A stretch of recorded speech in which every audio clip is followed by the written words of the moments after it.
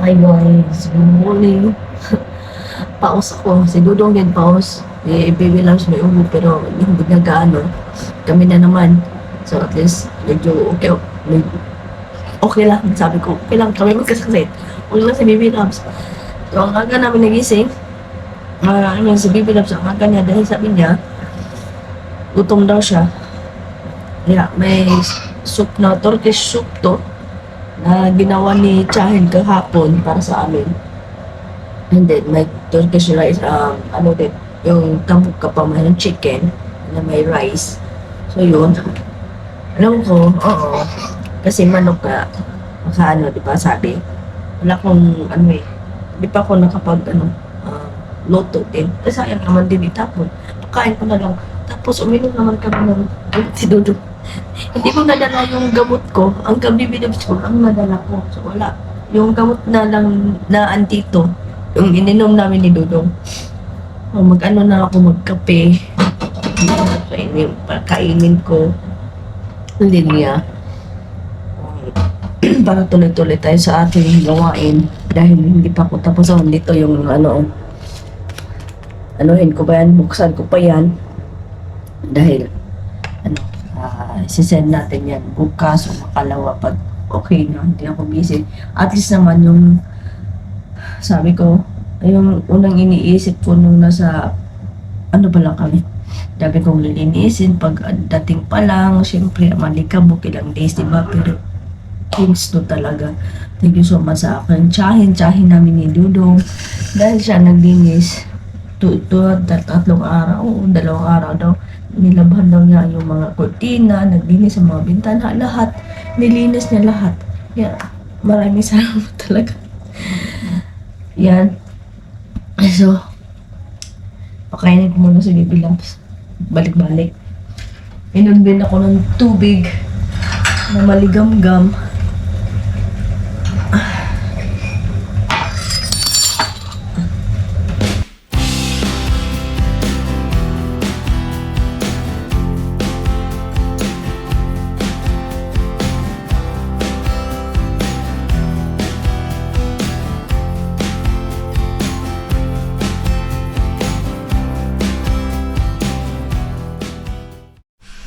So, hindi naman lang din ako nakatulog. Naglaban na lang ako. At saka, nag-arrange ng mga ito. Nandun sa ilalim ng mga dilata. Yan. Ito pala. Ano pala to? Kettle pala to. Electric kettle.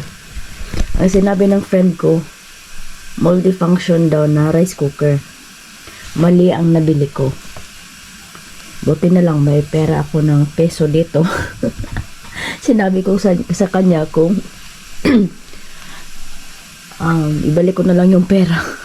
Akin na lang to. Hindi pa naman nag-reply. So ito, rice cooker to sa isang kaibigan ko din. Ito dito to sa bahay. Tsaka ito lang yung mga nadala ko. Yan. Mga dilata, yung mga gift ko para kay sa mga tsahin yun, mga pinsan, ang may Dudong. Tapos, yan.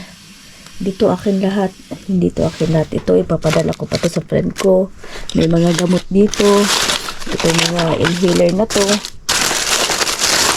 Kaya, yan. Ito, sa akin na to dito.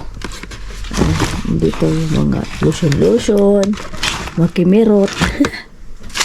Ito yung nabili ko sa Miniso na maliit na perfume.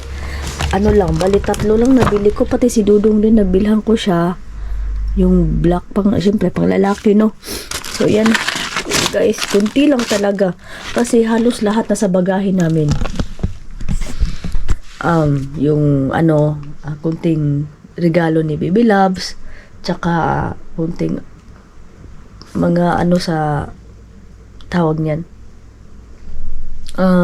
Bumili din ako ng musket ko. Ayun, alam yung musket ko, lambo. Yan, kunti lang. At saka, ang parang lang is, yung dinala ko kasi to, syempre malalaki, tapos meron pa yan, yung maitim na yan. Mini washing yan siya. Para yan sa mga medyas, mga underwears, yung ganun. And then, and the rest, mga laruan na ni Baby Love. So, medyo konti lang talaga. Gusto ko pang mamili na hindi naman na out of budget ako. Meron man. Kaya lang, ano siya, ninimpake ko siya dun sa dun kasi sa bahay. Kaya, sabi ko, impake ko na lahat to, packing lahat to, kahit yung mga tuyo, binalot ko ng maayos para ayaw ko nang magbukas-bukas pagdating ng Manila. Kung meron man akong nabuksan yung mga damit lang, yung ganun, wala. So, kunti lang to, kaya kung sa mabigyan nito, sinong mabigyan nito, pasensya na kayo kung kunti lang, kasi hindi naman isang mall ang binili ko, kunti lang naman talaga. So, yung may nagpapadala sa akin na binayaran ako, siguro magbabayad ako pabalik sa kanila. Or, kailangan, dinala ko talaga yung mga resibo para alam ko ba, na in case na maghanap sila, andito yung resibo. Bakit dalawa, baka magtatanong sila, ano yung pinadala ko sa iyo, Bunsoy, ganito, ganyan, bakit wala, ganyan. So, syempre, dinala ko yung resibo, at least pan lang, di ba? Malaman natin yung yung iba nga na gusto magpadala, hindi ko nadala. Yun. Pero anyway, okay na to. Balutin ko lang to lahat. Separate ba? Tapos paglinis, kunting mag-arrange na ako sa kusina. Kusina dito para maging maayos lahat. Kailangan ko tong talaga. So, yan guys. This is for all that I have for only 25 days in Philippines. Yan. Maliit yan na, mini washing machine. Mapakita ko yun maya-maya lang kasi anuhin ko muna. No? Yan. That's all. Ayan. Duty na si Dudong. Kakaalis lang. Sobrang lakas ng ulan. At busog ko itong tuyo. Ay, bita na. Tapos magluto sana ako ng miswa at saka sardinas. Kaya wala akong wala akong mga sibuyas ba? Wala ba?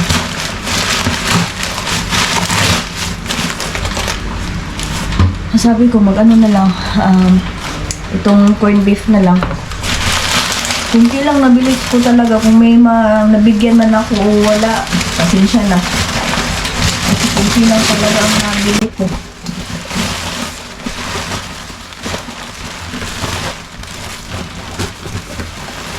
Ito, binalot namin ng asin ba talaga yung toyo para hindi siya mangamoy.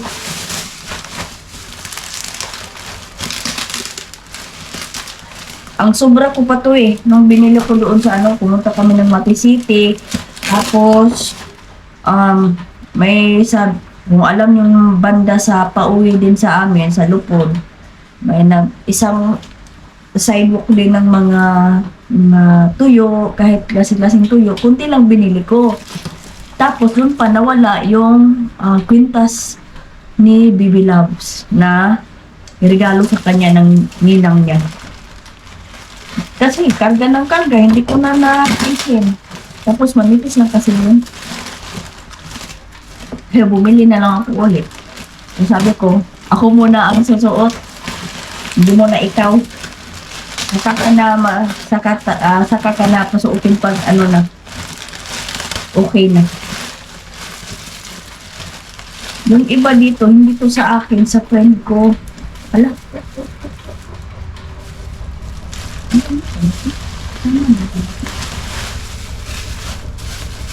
Nilagay ko kasi ito sa freezer.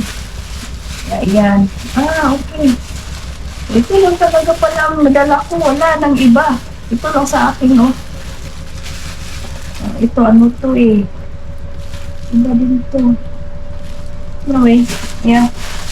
At itong sa baba, hindi din to akin. Papadalo ko pa to sa kanya. Pero Saturday ngayon, to sa sa immigration. Ma-delay to sa sa pagkarguhan, kaya siguro by Monday papadala ko to sa mga may-ari nito. Kung sabi na magkuha daw ako ng konti, ang din. Hati-hatiin ko daw. Di ba? Meron pa dito malalaki. Hinati-hati yan ng tatay niya nung pumunta kami dito. Ito. Kunti lang lutuin ko nito. Tambal sa ubo. Tambal sa ubo. Ayan. Ito na yan. Hugasan. Para hindi masyadong maalat ba.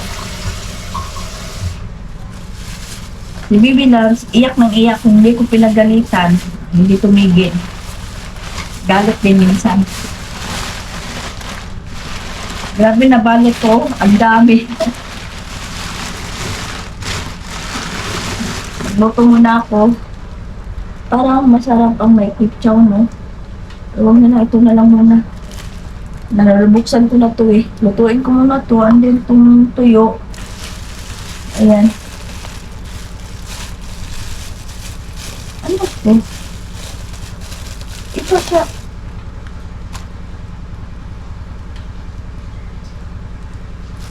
Iba amoy.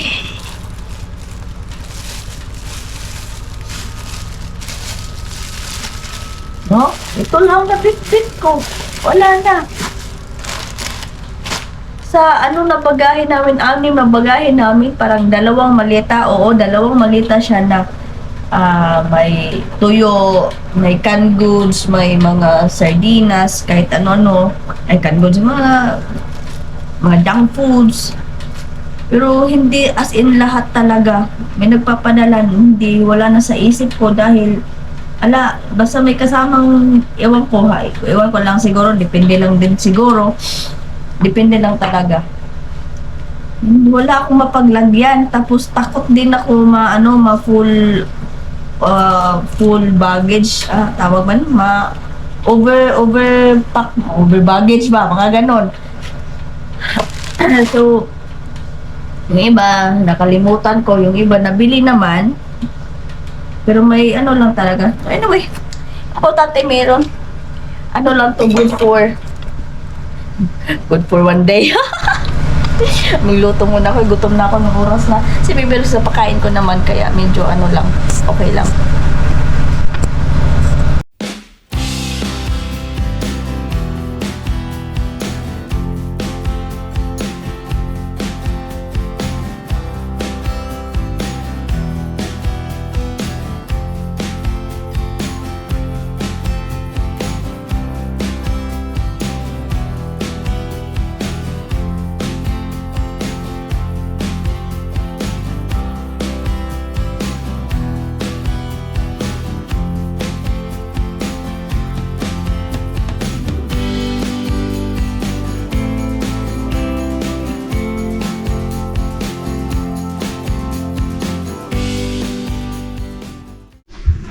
Ayan.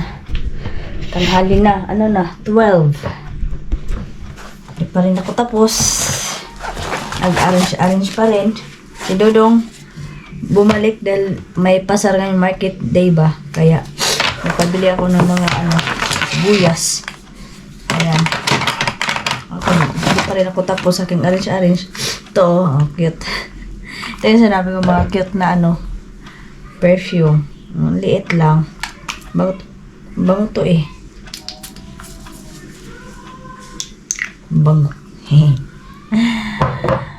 Pwede siya ilagay sa mga pouches. Sa mga maliliit na mga sling bag ba. Katulad nito.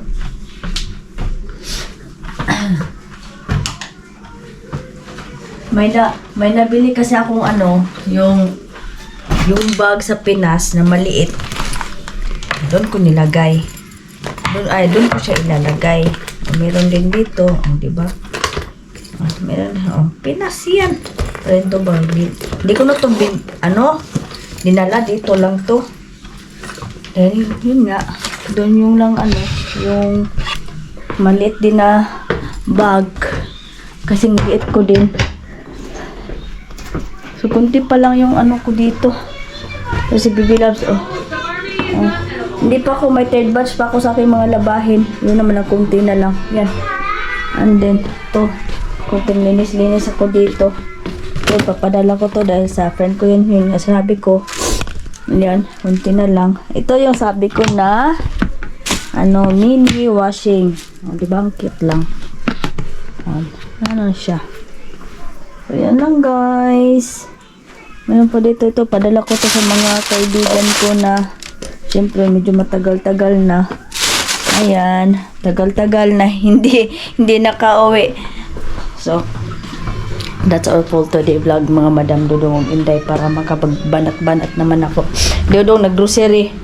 Ng pang ayun Binuksan ko yung bintana dahil amoy tuyo. Yan guys. Yun lang lahat. So, ilang bukas or makalawa, di ko alam. Kasi gusto ko din magpahinga din muna. Wala naman masyadong, wala akong jet lag. Parang wala nga ganun. Hindi katulad nung unang uwi ko sa Pinas. Siguro, mga 4 siguro na araw yung bago ako nagiging okay. So, ito yung mga, ito malalaking mga tuyo. Siguro yung itong isa buksan ko or saan dito, ang isa hindi dahil padala ko yun sa may-ari. Sabi lang magkuha lang daw ako kung ilang gusto, yung ganon. Akin kunti lang din, ay ko nang marami pero magkuha pa rin ako niyan, magbigay din ako sa mga yung gusto, yung padalhan ko. Tawag yan sa mga kaibigan ko na si Bella, si Moana. Saan ba yan si Moana? Moana ang tawag ko sa kanya. Mga pupo girls kasi, and then si Dane, yung buntit. Ayan. Padalhan yung lang. Parcha-parcha ba? Ano ba yung slice-slice lang yung ganun. So yun guys, that's all for today's vlog. Ayaw ko nang pa na hanggang hapon or gabi. Kasi gusto ko rin magpahinga. And then, yeah. Once again, thank you for always watching Filipino Living Istanbul TI. And have blessed Saturday to everyone. Bye-bye. Namiss ko to. Namiss ko to.